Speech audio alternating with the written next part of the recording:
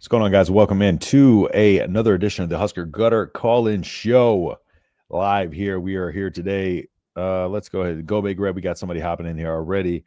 Go ahead and let me drop this link in here so y'all can go and call in. We are breaking down the Maryland week. What's going on, Justin? Appreciate you hopping in here. Let me throw this link in here for anybody who wants to call in. Again, this week we're also making some predictions. So we're doing a head-to-head kind of, or I'm doing a head-to-head kind of matchup thing, where if you pick the 5 games that you think you want to pick, big games. I want big, kind of the marquee matchups if we could keep it there.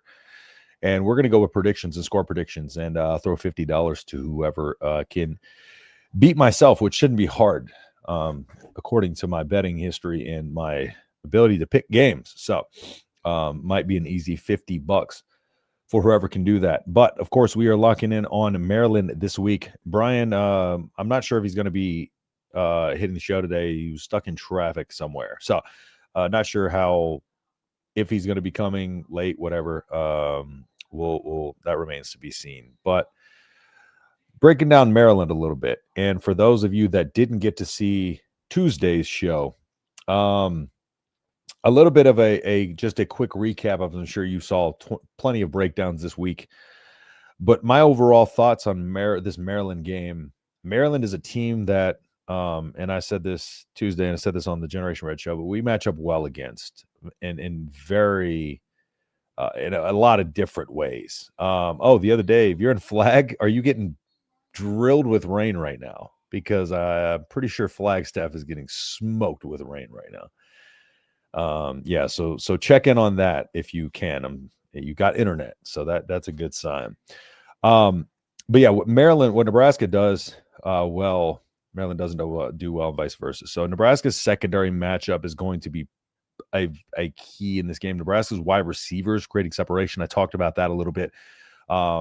Maryland does not have an experienced defensive back core. They are opportunistic. But I think this is a game where Nebraska's wide receivers can honestly create some of that separation and really start to, they're going to need the winner one-on-ones. Maryland does not particularly run the ball well. They're going to try to throw the ball a lot. 49 passes in the last game. Their team is going to try to air it out.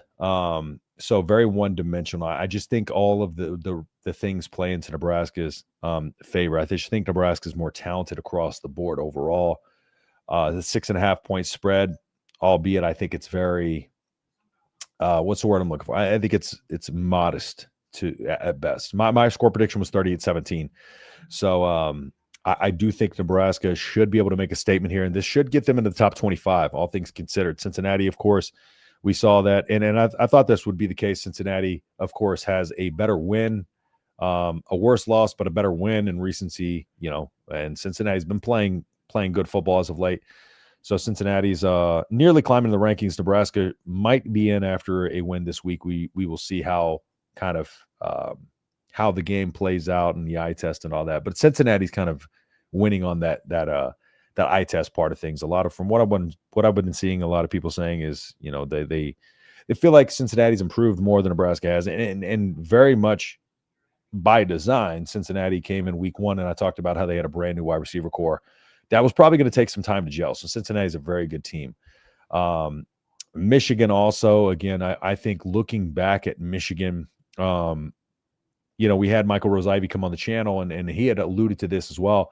But they weren't really running the ball prior to the Nebraska game outside of the week before. And going into the Oklahoma game, they didn't run the ball very much. And then come the next following week, Bryce Underwood started to run the rock a little bit. So, again, Michigan, if you're comparing the Oklahoma game to the Nebraska game, I think it's very much just like the Cincinnati to the Nebraska game. I think Michigan's a better team than when they played Oklahoma and vice versa. So, top 25, if they win, they're 30th right now in terms of that. So, we got lots of rain coming through. Yeah, we got tropical storm. Is tropical storm? I don't know what that is. Priscilla pushing a bunch of rain through. It was raining all last night, and I have a dog that's petrified of the rain. So let's go ahead and get a call in here.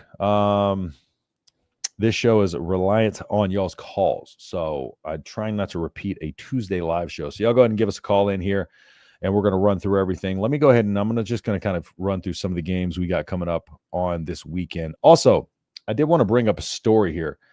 For those of you that didn't see, interesting to read through this. Now, let's call it for what it is, but the Big Ten closed on a $2 billion capital agreement vote. Now, let me pull this up for y'all real quick and break it down.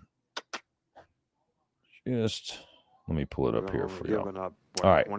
So just given an idea of what we're talking about here. So the Big Ten closing on a voting capital agreement that will infuse league schools with more than $2 billion. Momentum in the recent days for deal to push forward. Structure the complicated agreements coming together. Vote expected in the near future. So calls for the formation of a new entity, Big Ten Enterprises, which would hold all league-wide media rights and sponsorship contracts.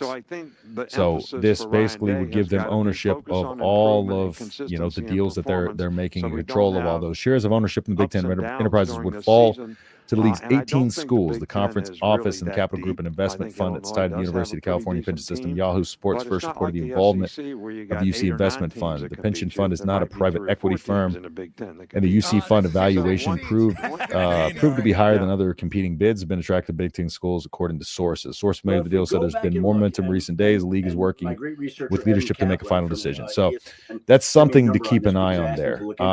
And as kind of like I was about to say, the exact amounts per school being negotiated. So there's no clarity there in terms of what each school is going to get in terms of their overall equity.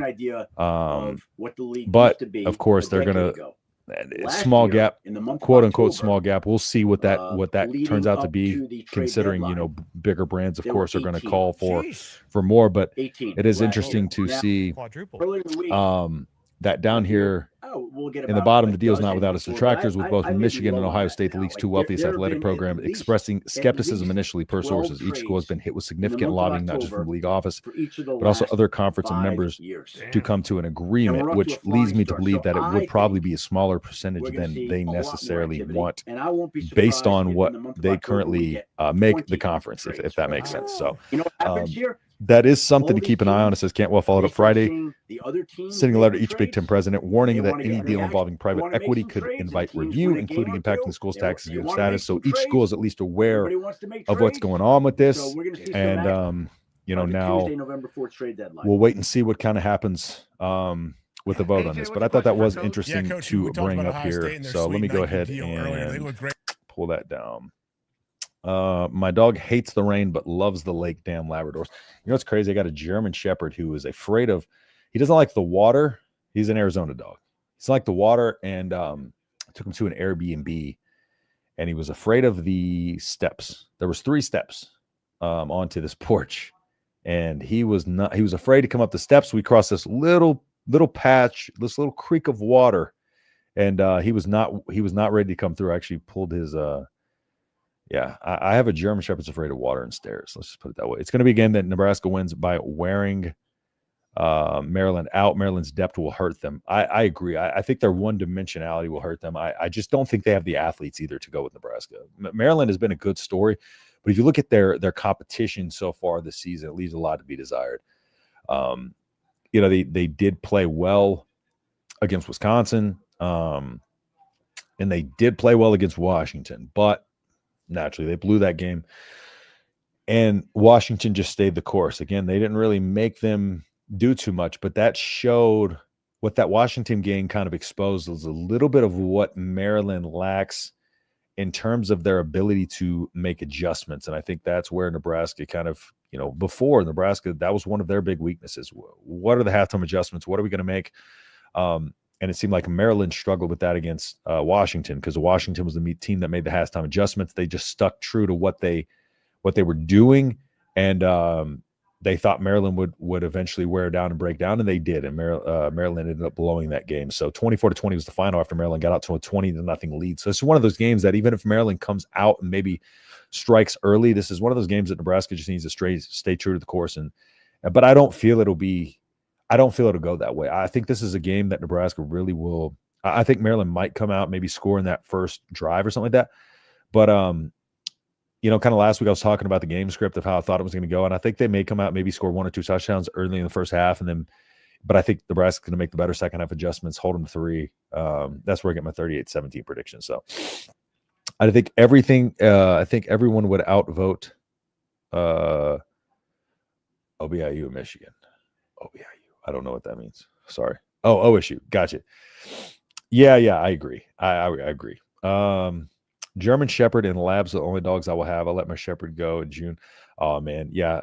My dog Gunner. I have a half Husky, half Shepherd. That's what Malibu is, and then my boy Gunner. He's a full blood German Shepherd. So I grew up with Shepherds. I had this dog named Sheba. She had 16 puppies actually once, believe it or not, and grew up with Shepherds. And then I worked with them in the military. I was military police, so I worked with them when I was in the military as well. So love them. Couldn't imagine my life without them.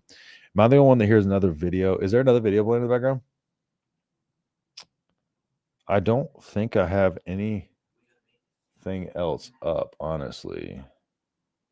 Unless... Oh, I'm sorry. Were y'all hearing that ESPN might have been playing the... It was probably playing this. Hold on. Were you hearing Nick Saban? It might have been this video. This was playing in the background, so y'all might have been that y'all were hearing. My apologies if so. It was playing automatically in that video. Usually I mute these sites, but I guess ESPN became unmuted. So if y'all were hearing that in the background, that's my fault. Let's go ahead and get a call in here, though. This is a call-in show, so somebody go ahead and hit that link. Let's go ahead and get a call in here. As usual, I want to keep this show going as long as I can, but I need y'all to call in to do so. Otherwise, again, I just don't want it to turn into another Tuesday live stream. So let me go ahead and go through some of the games here. I'm going to pull up some of the games from this weekend. And currently right now, actually, there's a game going on. South Florida's playing North Texas, and North Texas is actually up 14-7, believe it or not. I thought that was interesting. But, all right. I think the biggest game of all is going to be, well, that's actually... There's a couple big games, but Alabama, Missouri, Indiana, Oregon, and then Ohio State, Illinois. So let's go ahead and start with these. Let's see. As long as the Huskers win and I hit my game pick 3, I'll be extremely happy. From one vet to another, thank you for service. Hey, Christopher, thank you so much, brother. I appreciate you. Thank you as well. Thank you so much, man. I appreciate that. All right, so Ohio State, Illinois. Let's go ahead and break this down. Let me pull this up on the screen here. Let me make sure there's no other videos playing in the background. Hopefully, let me just go ahead and mute ESPN here. Let's just mute this site. Oh, wait. ESPN should be muted. So if there's a video playing in the background, I have no idea where it would be playing. I have literally no other tabs up. So if you are hearing something, please do let me know, because I apologize for that. All right. Let's see here. So we got Illinois versus Ohio State. Matchup predictor has Ohio State 82.2%, Illinois 17.8%. I think this is pretty fair. So if it's not a call-in number, just a StreamYard, just click the link, and you don't need video. You can just do audio. So yeah, just go ahead and click that link if you want to go ahead and call in. Ohio State, Illinois. I think Ohio State's going to win this game. I think Ohio State has one of the best defenses we've seen them have in a long time. They're going to be a tough team to beat. Illinois is very good. Don't get me wrong. But they just don't have the talent. Julian Saban's playing at a high level right now. But yeah, I think Ohio State wins this one pretty handily. I'm not sure the spread on this one. Okay, here it is. Mine is 14.5, 2 touchdowns. So yeah, it's just hard with Ohio State's offense right now. Has Julian Saban in such a rhythm that I think it's going to be really hard. I think the chance to jump on them was early this season, and I think they're just kind of gaining momentum more and more as we go along. So yeah, Illinois, again, they did have that big loss to Indiana, but and honestly, they could have lost that game by more, but in many ways, I feel like that one just got a little bit away from, is not super indicative of what Illinois is as a football team. So I do think Ohio State will still cover that spread, but I do think Illinois deserves a little bit more respect than they're getting from some people.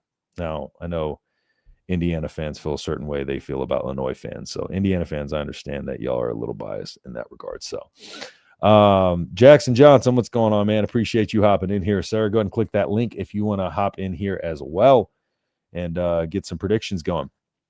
Let's go ahead and roll over to the Indiana-Oregon game here as well.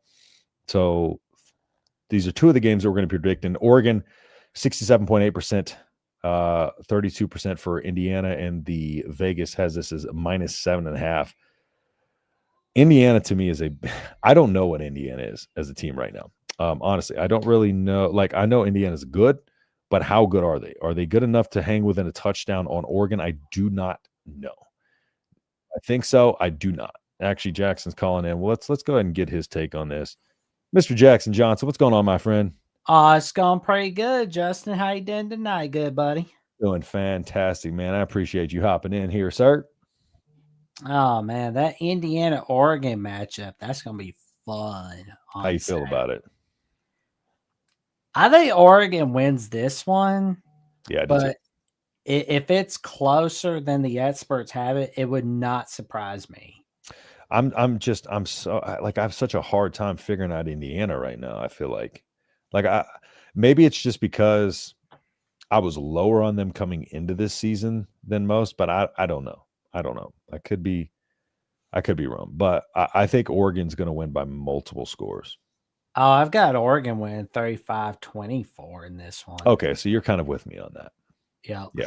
Hey, so great minds think alike. That's the way I look at it. 100%. And just Oregon's, that's no knock on Indiana. Oregon's just a really good team this year, man. Obviously, they proved against Penn State. Penn State again. I think the UCLA game's a little bit of an outlier. I think there was a lot of things that there's no excuse. Don't get me wrong, but I think Oregon got the better version of Penn State than we saw against UCLA. So I don't think that's a knock on Oregon's win over Penn State. You know what I'm saying? I don't think, because now it looks like Penn State's an unranked team that Oregon beat in overtime. But so yeah, I'm with you. I think Oregon wins and covers that spread as well. Oh, I feel like we know Ohio State's going to smack Penn State off the face of the earth. Yes.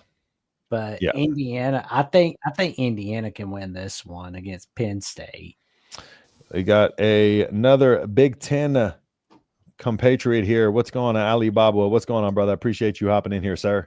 Hey, man, it's great. It's Friday night. It's good to be done with work for the week. How are you gentlemen doing? Doing fantastic, man. It's great to be talking some college football. That's awesome. So we got to. First off, do you want to tell people where they can find your show? Yeah, absolutely. I appreciate that. Yep. My show is We Live for Saturday. You can find it on YouTube.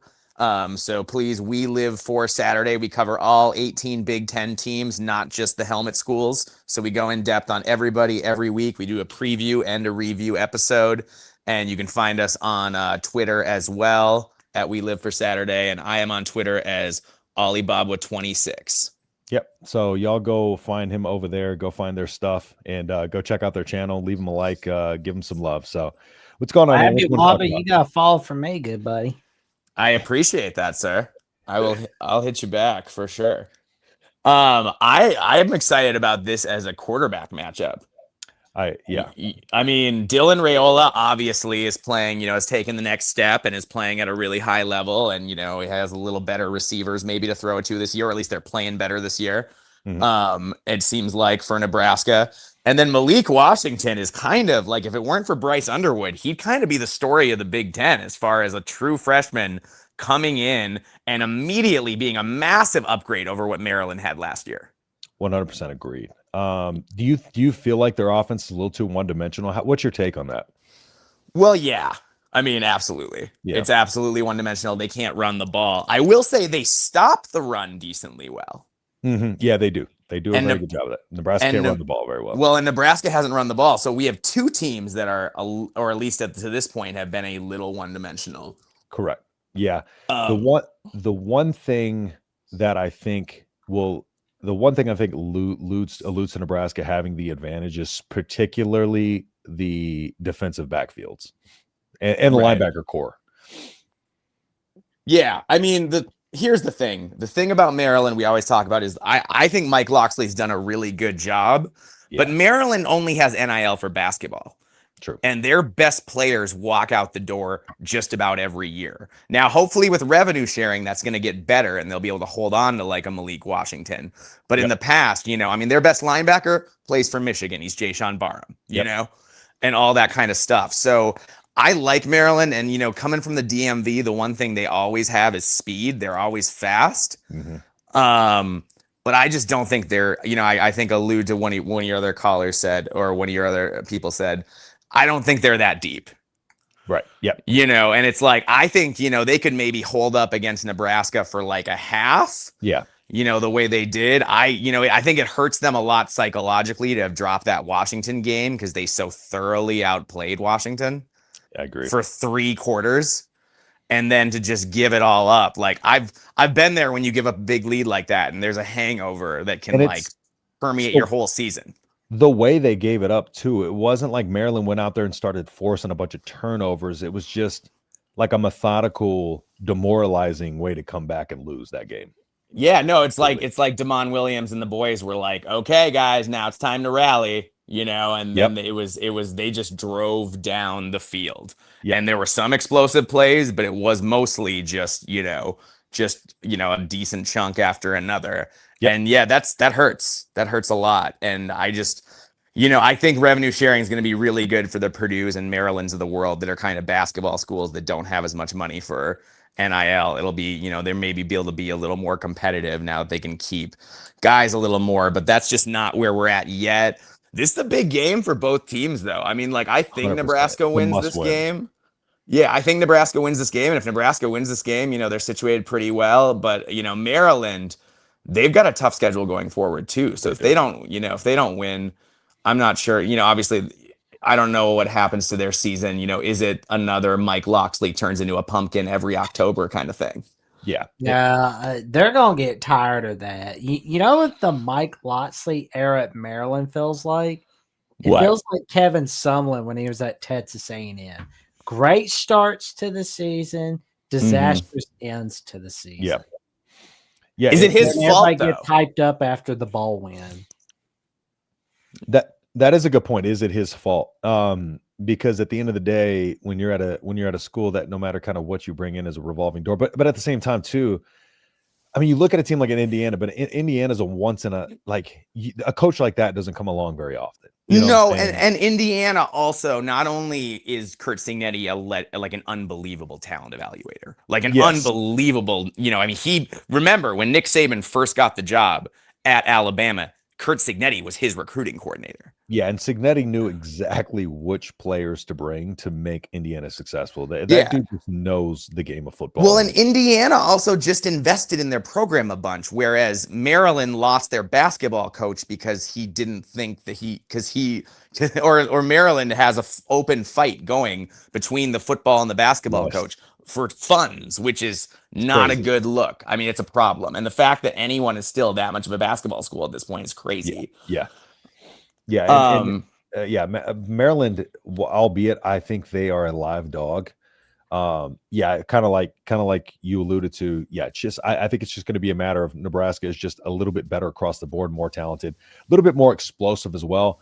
But Maryland, the thing about it is there's always that possibility of Maryland just going out there and having an explosive performance offensively. So you can't ever count that out, I feel like.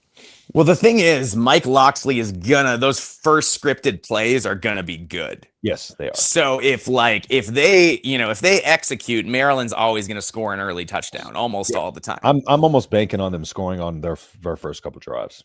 Yeah, because Locksley's good at that. The thing about Locksley is that once you adjust to what he's doing, he doesn't have a big bag of tricks. That's the problem. Yep.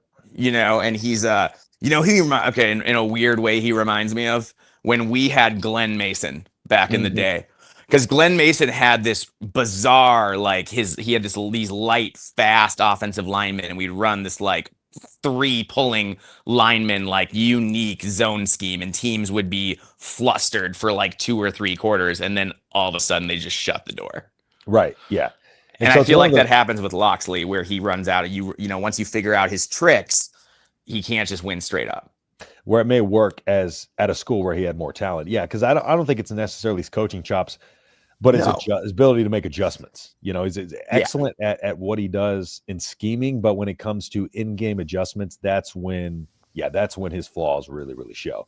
And we saw that evident last week. And that's kind of like, you know, the reason behind why, you know, they do have those midseason falters is because, you know, you get their players on film, you get all that on film, and then you start coaching towards what you've seen on the field. And then from there, it kind of falls apart. So, but we're kind of still in that window where Maryland's kind of a you know, the early season team. So So now go on. Sorry. No, I'm just saying, and Nebraska still is. You know, I think Nebraska, and I get a lot of heat from Nebraska fans saying I'm negative, but again, you know, we beat Michigan State by 11 points, but that was a very bad defensive Michigan State team, very, very bad defensive Michigan State team, and I still don't like the lack of consistency from our offense. I thought I wanted to see a lot more consistency from our offense against a bad defense last week, so that's why there's part of my mind that's like, I want this to be the week that we finally see that kind of, and when I say that we scored as many points as we did, but still, I think if you kind of followed along with the game, you kind of know. No, I did. You guys had 77 yards at halftime. Yeah, you know that consistency I'm talking about. Where it's like we come out early and we may look good and we may finish strong, but now like, I get we're learning how to win and all that, but if we're gonna be year 3 Matt Rule, like we're gonna have to beat Michigan State's, we're gonna have to beat them.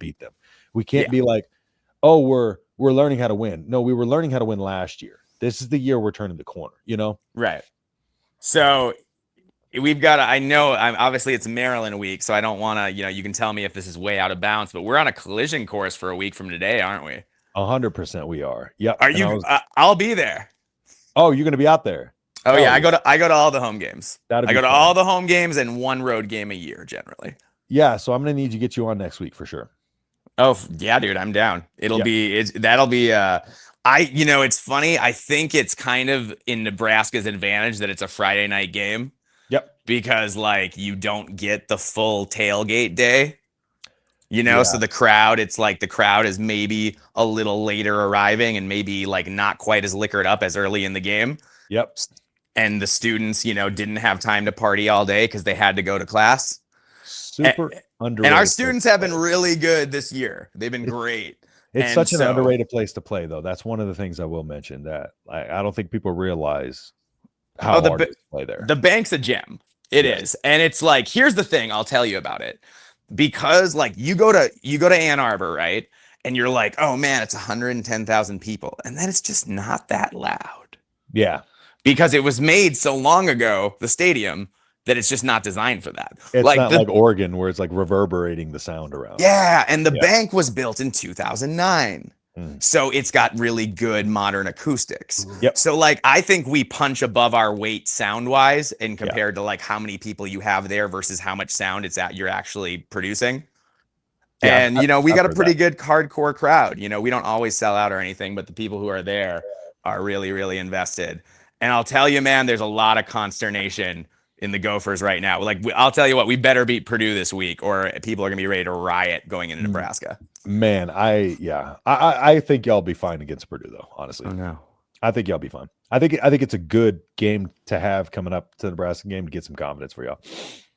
Yeah, no, I think it's a good one. Sorry, I lost you. Oh, there's Justin's dog. Nice. Yeah. There we go. Later, Malibu. What were you saying, Jackson? Malibu. It's about Malibu.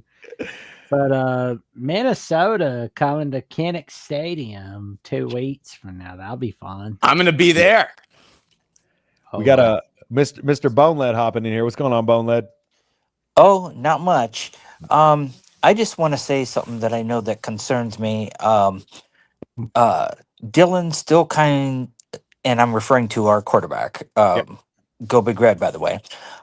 He sometimes, his head sometimes doesn't seem to be in the game. Like he misses open receivers and stuff like that because he's always either forced to throw it sooner or whatever the case is. So doesn't Maryland's sacking ability, concern anybody? I mean, it does me, but I don't know about you, but it does me. No, I'm not too worried. If you look at what they've gone against, first off, but secondly, I think what we've seen from Raiola, I don't think it's been any issues with Raiola. I think he does get a little panicky in the pocket. I mentioned that Tuesday. And I do think there are instances where he holds the ball too long. I may have been putting too much on the offensive line in previous weeks.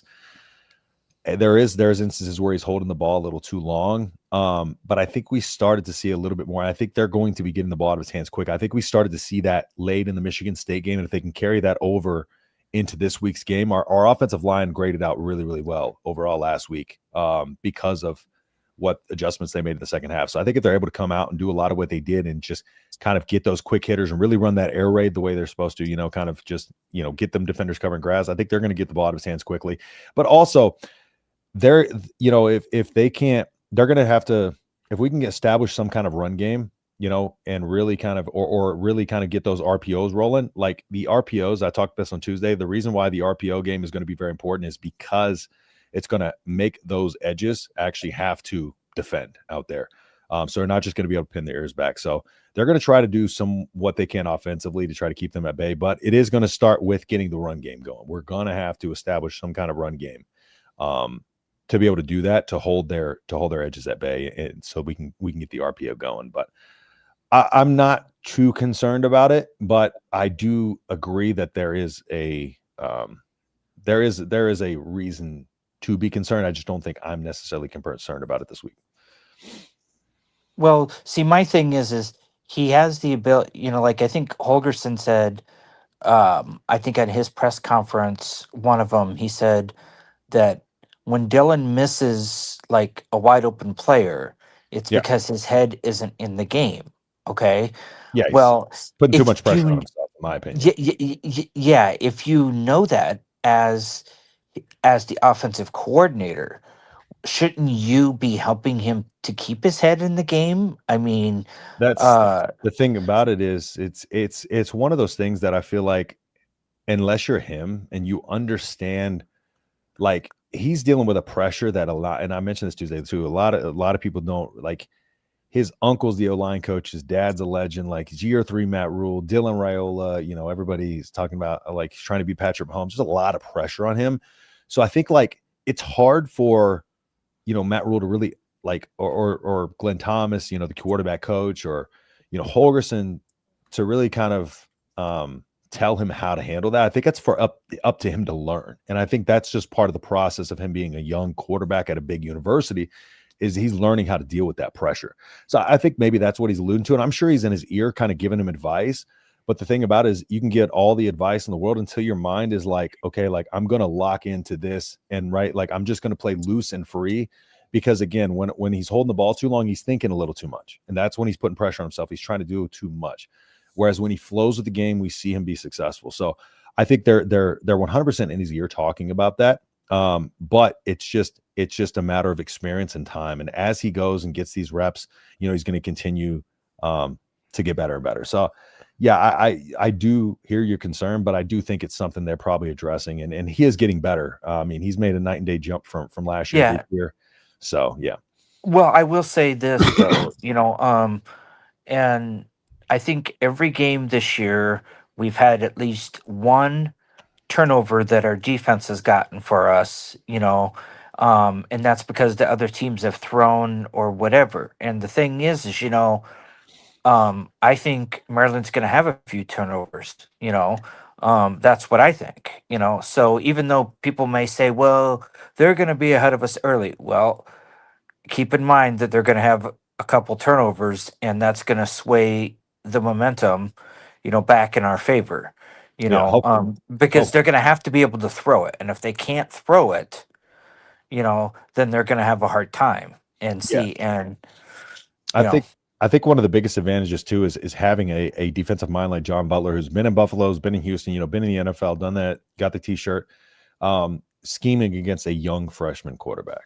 I think that's really going to be helpful because he's going to be able to mix things up defensively and try to disguise pressures. And I think that's what's going to be a big key part of this is what he's going to be getting looks wise on the defensive side of the ball. Because we are going to be giving him so many looks, even on the second level, without having to bring guys. And so, we're going to be doing rolling coverages, stuff like that. So I think where where the game's going to be won and lost is on that defensive backfield, or on the defensive side of the ball, where I just think we have a lot more experience. And I think we have a more experienced defensive coordinator, and they have a young, inexperienced quarterback. We have a young, inexperienced quarterback, but he's more experienced than what they got. And I think that's ultimately going to be the difference maker in this one. So, well, and the main reason why I'm concerned about it is, in theory, granted, yeah, you could count the first game of the year as an away game, but this, is actually a true away game. Yeah. And we don't know how Dylan's, going to play, with, being, on the road. Well, he's played in road environments before. Yeah. Yeah. Well, and he's played decently well, Yeah, but it always seems like Maryland, though, plays pretty decent at home against a lot of teams, because I can't remember who it was, but a couple years ago, they almost got Michigan. That's who it was. Yeah, a couple of years ago. What was it granted, students are going to be gone though on break or something? Huh? Somebody said last week like their students are going to be gone on some kind of break or something. I don't know if that's true or not. But if that's the case, their student section will be a little. I mean, in College Park, they don't have the best student section anyway. Okay, but I did hear though that it's going to be all red. Okay, so that helps us. Go well, yeah, it should, but at the same time, they're red as well, but but anyways, what color they're wearing. Yeah, well, neither do I. Yeah, I think so. I think we'll win like 27-21, somewhere in that ballpark. Win's a win. I'll take it. And I'm gonna go and let you guys, continue to do what you do, and appreciate you. I'll talk to you later. You're the man. Appreciate you, my friend. I appreciate it. Thank you. All right, brother. Yep. All right, cool. Yeah, Jackson, what are your thoughts on this game? I don't even know if you gave me your thoughts on this game. Oh, I haven't yet, but let's go in here. Maryland, I know that they've got a great QB with Malik Washington. Yes. But guess what? It was same thing with Talia Tagovailoa. Mm-hmm. Great start, bad finish, great bowl win. Everybody's hyped up, and you got the ladies, the cameras, you're pointing them where they're just clapping with the tears out, wiping tears off their eyes. Oh, we're going to have a great season next year. Yeah, no, you're not. No, you're not. You're just going to get disappointed all over the place. It's Maryland. Yes, sir. But Maryland at the voice of college football won't disappoint you. That I could personally guarantee. Charles Nyanga and Mark Gray, Fridays at noon Eastern time. Jackson's a promo king, dude. Swear. I do my best. So fall break. Snooze and College Park fall break. Yeah, it's like I don't understand people that say, like, I'm not even a Nebraska guy, but like some of these people that say Nebraska is overhyped, it's like, what? I don't know how we're overhyped. I don't think we're overhyped or underhyped. I just think we're kind of where we're at right now. Yeah, I think the only overhyped teams are in the SEC, as far as I'm concerned, this season, with the way the narrative's going. I feel like we're just I feel like everybody's kind of got a good gauge on where we're at right now, and I think we need to improve our play to prove that we deserve to be in the rankings. But yeah, so I think people got a good gauge on this right now, to be honest. Yeah, you gave Michigan all they can handle for sure. Yeah, that game, man, and I was worried about that game. My co-host actually predicted we were going to lose that game, so we were almost right on about that one. I was worried about Bryce Underwood because Michael Rose-Ivy, who was a former linebacker at Nebraska, he came on and he was worried that they were going to start running with Bryce the week they played Nebraska. They started running with him the week before, but they didn't run with him in that Oklahoma game. I wish they would have, because I feel like they really would have gave Oklahoma some problems had they ran with him that week. You're preaching to the choir. I was screaming that at the television watching that game. I did not understand that at all. I get that maybe they were trying to shorten the game and maybe keep Oklahoma's on. I don't know. But sometimes I don't know what Sharon Moore is thinking, to be honest with you. Exactly. Y'all want to make some picks before we wrap up here? Oh yeah. Let's do it. All right, go ahead. I'll get out of here and let you do your show. But thanks for having me on. Hey, do you want to hop in the picks real quick? I mean, yeah, I'll do it. Absolutely. Let's go. All right, so let's go ahead and we'll start with Ohio State, Illinois. Jackson, go ahead first. If Illinois is to beat Ohio State in Champaign, it'll be the first time since 1991 that it's happened. You had Clarence Thomas become the new Supreme Court justice at that time, and let's just say that's quite a story for the history books. Rugrats, Ren and Stimpy Doug were on Nickelodeon premiering, and you had Miami dominating the world of college football. The Twins and the Braves went from worst to first, but Game 7 was a wild finish in the 91 World Series. And as for the Illinois Fighting Illini against Ohio State, well, they were having a winning streak of their own against John Cooper and the Buckeyes. But I will say, the Buckeyes and the Illini on Big Noon Kickoff is going to be really fun this Saturday. But is Illinois going to win this one? No. Unfortunately, no. But the Buckeyes will win this one in a 35-17 fashion. Jackson might be my favorite person on the planet. Not gonna lie. What did you say? 35 what? 35-17 Ohio State. 35-17 Ohio State. All right, what do you got? Honestly, I love Luke Altmaier. I think he's one of the best quarterbacks, not just in the Big Ten, but in the country. I think he's taken the next step. Hank Beatty looks great. Like, that offense is working despite the fact they can't really run the ball. Yeah. But that's the thing. They can't really run the ball, and they're banged up in the secondary playing Ohio State. And I saw the juggernaut up close last week, gentlemen, and I watched every snap of that game. And they're better than they were last year. Oh, yeah. I will die on that hill. They are such a good team. No, they're unbelievable. I think they're gonna repeat as national champions, and I think they're gonna lay waste to everybody they see in between here and then, probably with the exception of the Big Ten championship, and then whenever they run into Miami in the playoff. So, like, I think those will be more interesting games. But until then, man, Ohio State's an unstoppable juggernaut. And honestly, 17 points, I think, is downright disrespectful to this Matt Patricia defense. They've been better than amazing. They've been historically great. And I think it's something like 41-10. Whew. Nasty. I have Ohio State winning 35-14. So I'm kind of on the in-between a little bit. Would not be surprised if they go over 40. I think Illinois might be able to put enough drives together to maybe shorten this game enough to keep Ohio State out of the 40s. But I just still think Ohio State, kind of similar to your point, this is a team that is, and they're just getting better and better each week. So Julian Sands going to continuously get better. This defense is nutty, insane. So I agree. I don't think they have any problems with anybody the rest of the season. And they have 2 of the 5 best receivers in the country. And they have terrifying. 1 of the 5 best tight ends in the country. And again, the offense isn't even the impressive part. Yeah, no, it's ridiculous. They're a scary team. Yeah, Ryan Day is unbelievable, man. Ohio what State he's got fans. rolling. They are so spoiled, bro. 2 years ago, they were talking about fire Ryan Day. Crazy. They get mad about like games they win by a lot, and I don't understand it at all. It's insane to me. Yeah, it's insane. Yeah. Indiana, Oregon. Oregon's win that one 35-24. All right, so we got Jackson 35-24. Oregon. What do you got? I think it's like 34-17 Oregon. I really want to pick Indiana. I do. I think Sir Kurt Signetti is the best coach maybe in the whole country. But Oregon has got it rolling. And I think the difference is the defensive line. And they're just so freakishly athletic, especially with those 2 DNs, that I think that makes it hard to do, maybe what Indiana wants to do.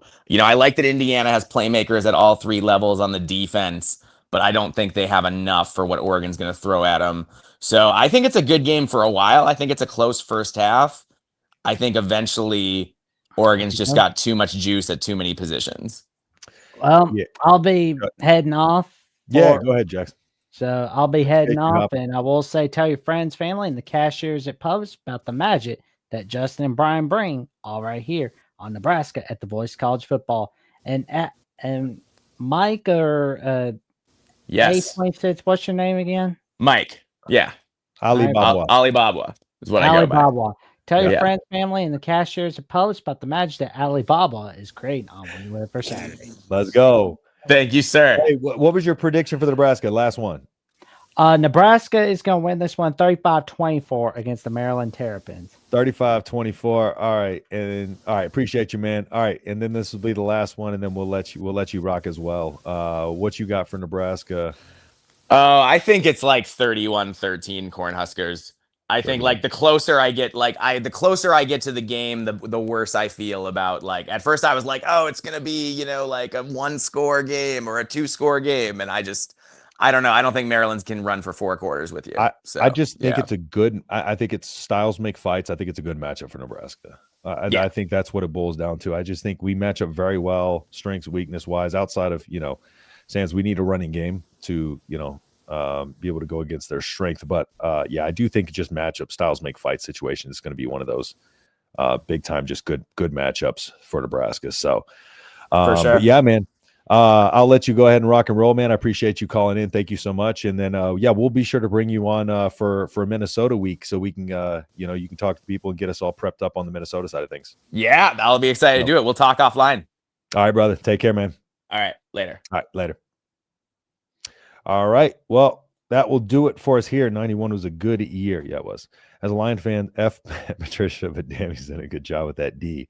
It's all right, man. I think the Lions are in good shape right now. I will say it is sad to be a fan of the Texans, who are 2-3 and are on pace to have the best defense in NFL history. Least amount of points allowed a season, I think it said, was 277. And the Texans are on pace to give up 203. So, and we're 2-3 because we lost 3 1-score games to start the season. Very Nebraska-esque, but yeah. So, all right, guys. Well, thank y'all all for tuning in. As always, appreciate y'all dropping by. And then we are going to be here live after the game. As soon as the clock hits zeros, we'll be here right after the game. So y'all stay tuned for the post game. We'll be ready to recap everything Nebraska and also the rest of the Saturday college football games up until that point, and whatever's going on during the post game. So y'all be sure to tune in, come check it out, and we're going to have a lot of fun. So with that being said, thanks everybody for tuning in, and we will see you on the next video. Peace.